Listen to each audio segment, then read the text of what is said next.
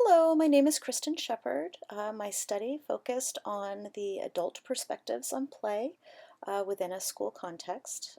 My personal background is that of a teacher. I was a teacher for 15 years in Southern California, and I found that many of our students seem to have a lack of opportunity for free play. So I wanted to focus my project here. So to start off my research, what I really wanted to do was to look at the question of what is the value of recess and look at that from the perspective of the principal and the parents, the recess supervisors at the school, and the teachers. I interviewed them and got some ideas of how they felt recess should be or what they thought the value was, and also just in general what the value of play is for children. Um, I wanted to look at that and think about the reasons why maybe there is a lack of opportunity for play and collect those observations and those interviews and see if we could come up with some patterns to help the school to improve or change their playground environment so that it matched their belief system and their values.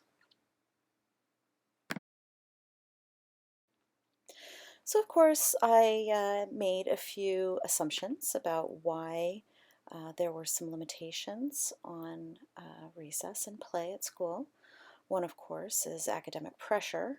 We've recently had a change, well, an ongoing change in the expectations for children at certain ages.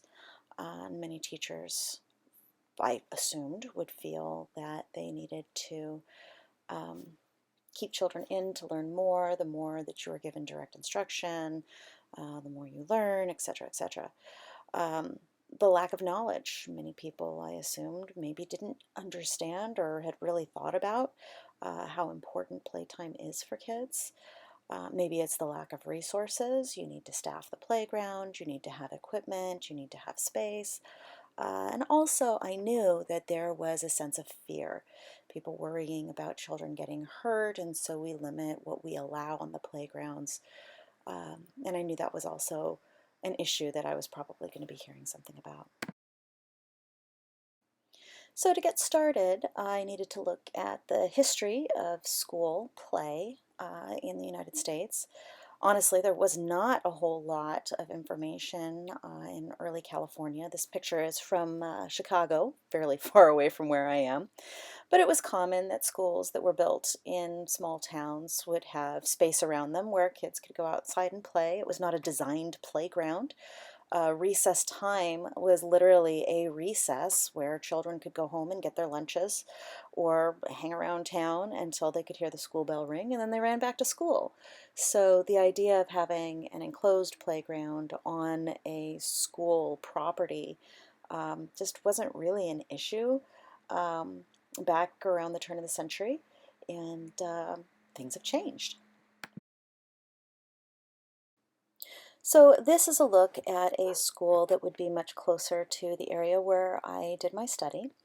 The playgrounds in this area are almost all identical. Many of the neighborhoods in Southern California were built up right after World War II, so they had very similar planning and design.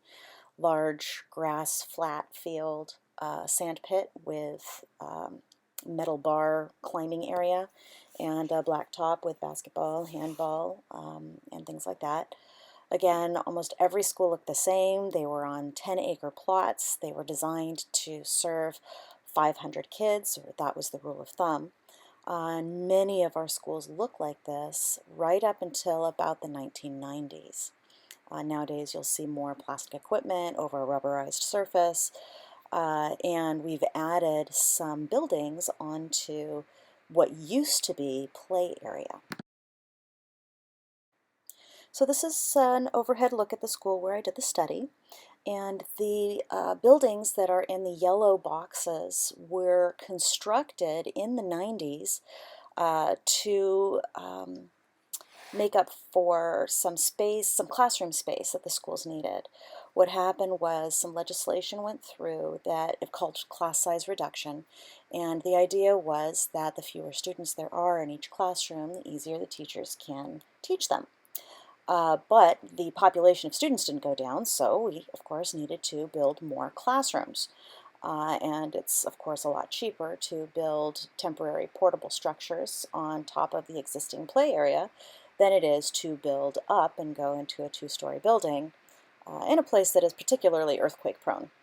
So you can see in the upper right-hand corner, the kindergarten playground now has no grass area for the children to play on. There's a very small rubberized surface area with some climbing equipment, and the sand is gone. In the main playground area, you can see that we've put in lots of portable buildings for computer labs and science labs and special education buildings, reading specialists, and an on-campus preschool program at the bottom. Those classrooms are where parents can bring their 3- and 4-year-olds to prepare them for kindergarten. But as you can see, in that area, there's absolutely no outdoor play space at all. The idea is that the parents bring the children in, they stay for a few hours and work with a teacher. It's a parent training program, really, so the parents are supposed to take their children home and do these preschool program activities with them at home. The problem is that many of the families that this school serves live in apartment complexes where there really is not very much outside space for kids to be, and so there's a very limited place and time for these kids to play outside anyway.